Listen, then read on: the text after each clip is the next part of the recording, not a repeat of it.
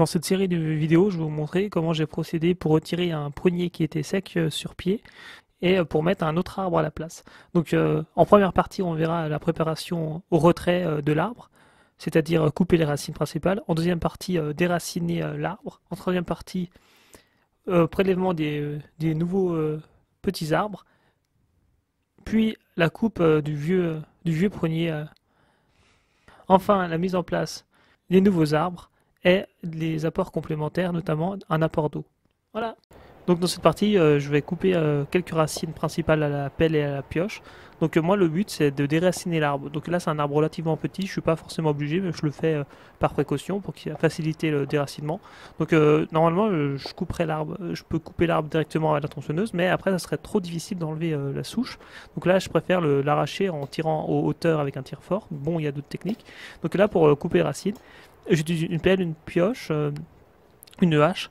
Donc des fois pour couper les racines, parfois ça m'arrive de me servir de la tronçonneuse, mais je préfère le faire à la hache parce qu'il y a beaucoup de terre, parfois des cailloux ou de la terre, et ça peut vite émousser une chaîne de tronçonneuse, donc je préfère couper à la hache.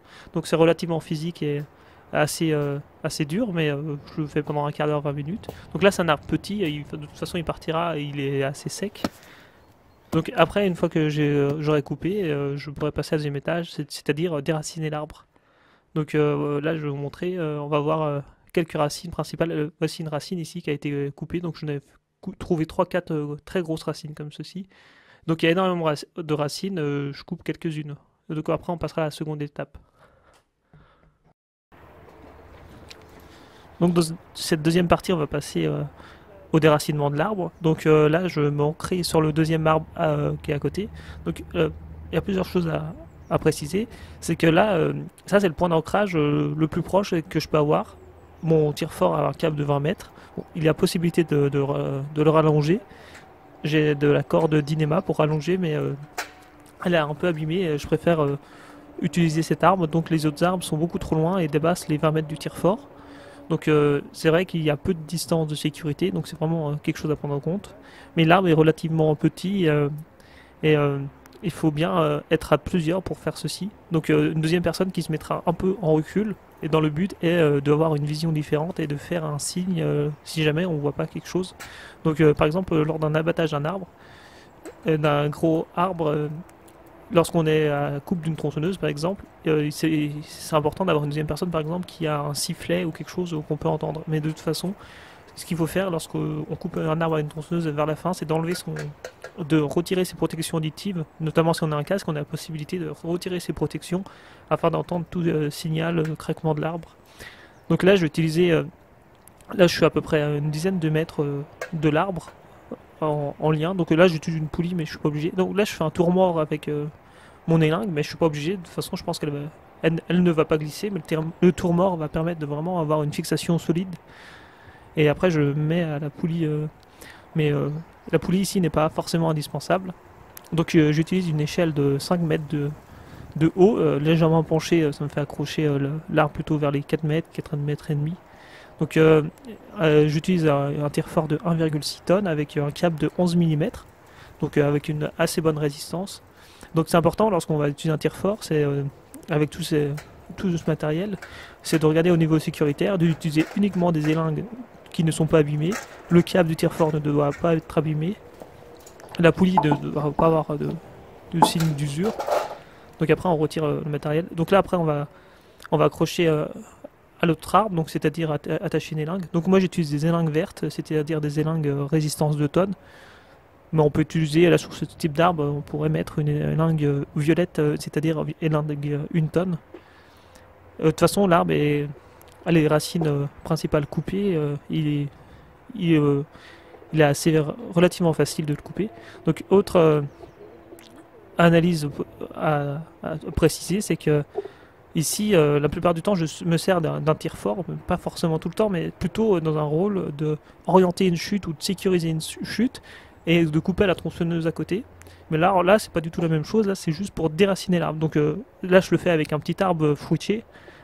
Si vous le faites avec un feuillu de gros gabarit, l'arbre ne va pas bouger. Hein. Vous allez arrêter avec le tire-fort et être bloqué, ne plus pouvoir continuer. Donc c'est important de tirer fort, d'être une aide, mais de pas forcément sur des gros arbres, faire ce que je fais ici avec un petit arbre fruitier, aider à coïncider avec la coupe avec une tronçonneuse, donc ne jamais être trop en avance ni être en retard. Donc de toute façon là je pourrais pas attacher vraiment plus haut les lingues car c'est un arbre qui commence à être sec sur pied et si j'attache trop haut il y a possibilité de casse de la branche si je tire trop fort et que l'arbre ne vient pas. Donc là on va déjà mettre en place le câble dans le tire-fort. Donc c'est un tire-fort qui est relativement lourd, donc c'est mieux d'être à deux pour le manipuler. Mettez en place des élingues.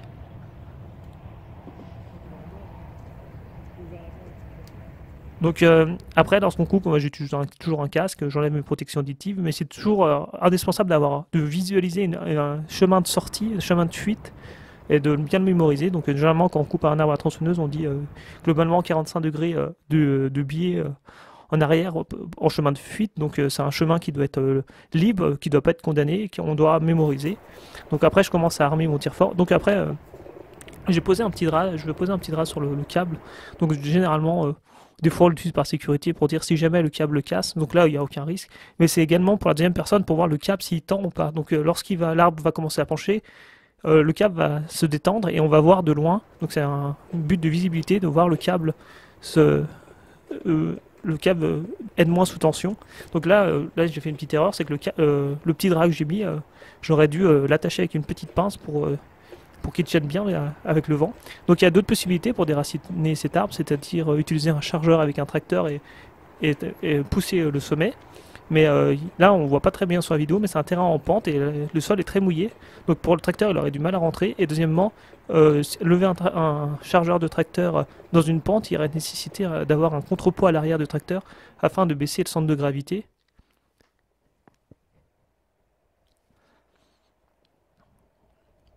Donc j'ai également mon frère qui est de loin et qui m'assure lorsque je dois partir. Donc après je fuis, je pars.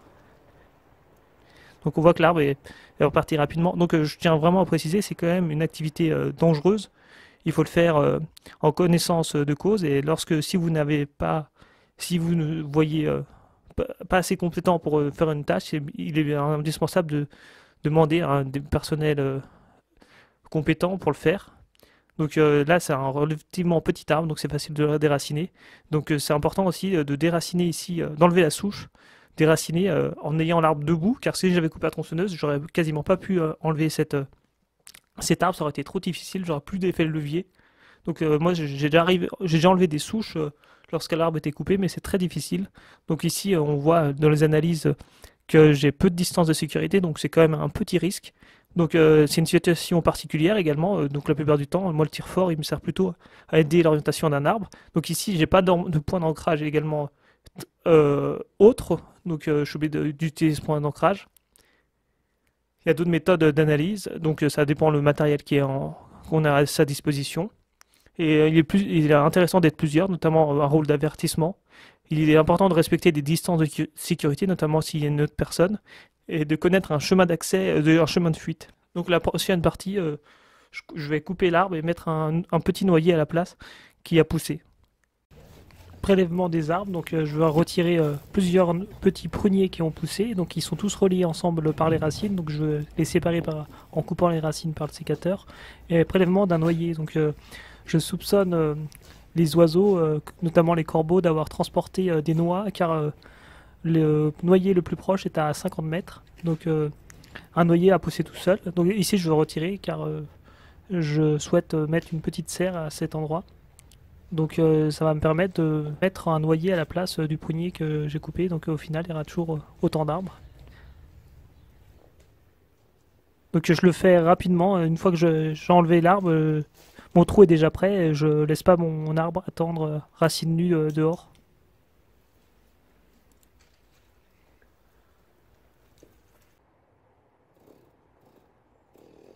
Après avoir déraciné le petit prunier, je vais procéder à la coupe. Donc avec un spray forestier, j'ai fait une marque tous les mètres afin de pouvoir avoir du bois de taille identique et afin de pouvoir fendre les plus gros morceaux à la fendeuse. Donc Ma fendeuse peut fendre jusqu'à des morceaux de 1,05 m.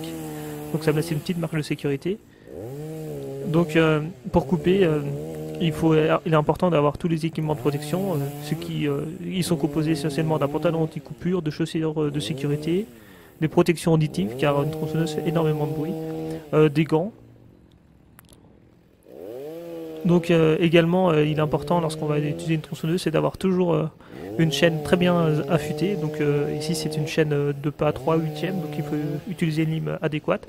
Donc même si ça prend 5 minutes, il faut important d'avoir toujours quelque chose de bien affûté, car ça permet de travailler plus rapidement, de moins forcer, de réduire et ainsi réduire les risques de coupure en forçant inutilement. Et ça va éviter que la machine reste trop de temps à travailler. Donc à chaque fois que je me déplace, je mets le frein de chaîne. On ne sait jamais si jamais j'étais amené à tomber avec la tronçonneuse dans les mains. Donc c'est une sécurité supplémentaire. Donc ici j'utilise une tronçonneuse style MS390. C'est une tronçonneuse assez polyvalente mais quand même nerveuse, donc qui a un guide ici de 45 cm.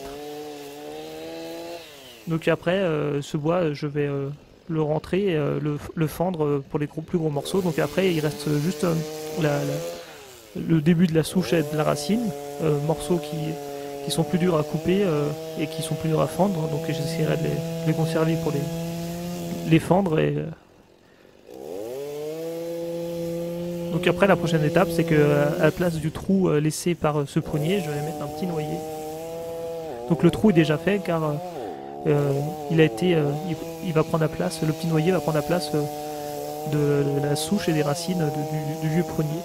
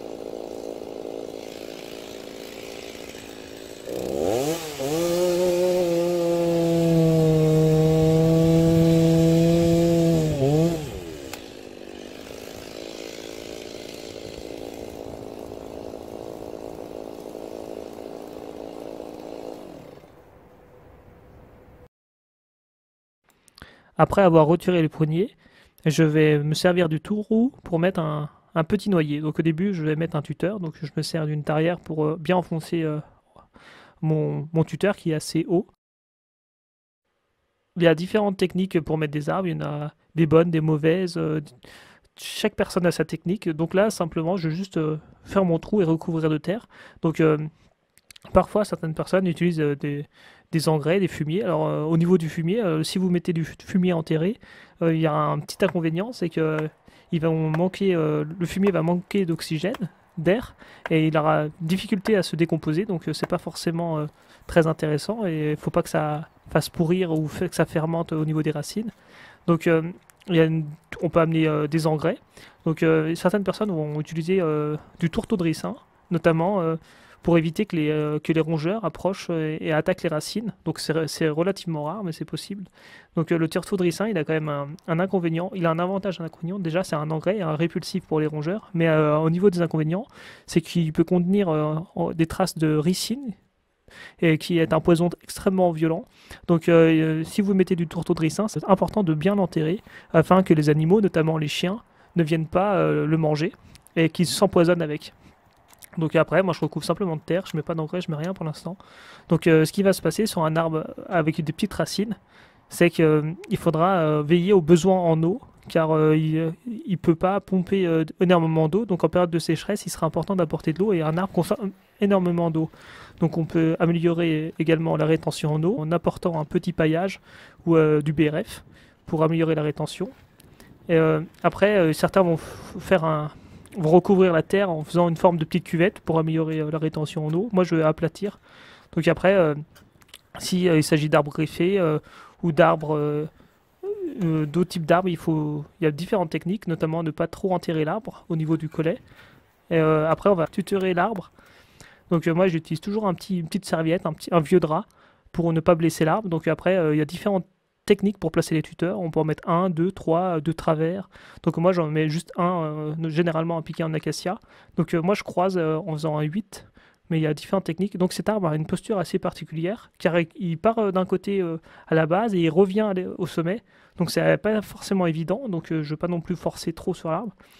Et ce que je fais, c'est que j'ajusterai la tension du nœud dans les mois qui suivent. Donc ce qui sera important aussi, c'est d'apporter l'eau les premiers temps. Donc moi, là, quand je bouge un arbre, je le fais toujours en période hivernale, lorsque les arbres sont inactifs, en état un peu de dormance.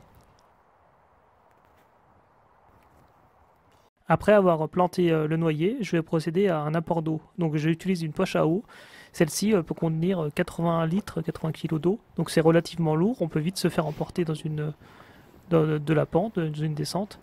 J'utilise une brouette à une roue avec des vrais pneus car c'est plus facile de franchir les obstacles. Donc elle est composée d'un bouchon classique et d'un bouchon spécial arrosage, sans bouchon. Et maintenant avec le bouchon spécial arrosage qui est percé de petits trous, je trouve que c'est beaucoup moins pratique, ça coule beaucoup plus doucement. Donc il faut bien tenir la brouette car on peut vite se faire emporter, la poche à eau peut glisser. Alors moi j'utilise un vieux drap pour protéger la poche à eau, notamment pour pas qu'elle se perce s'il y a des irrégularités de la brouette.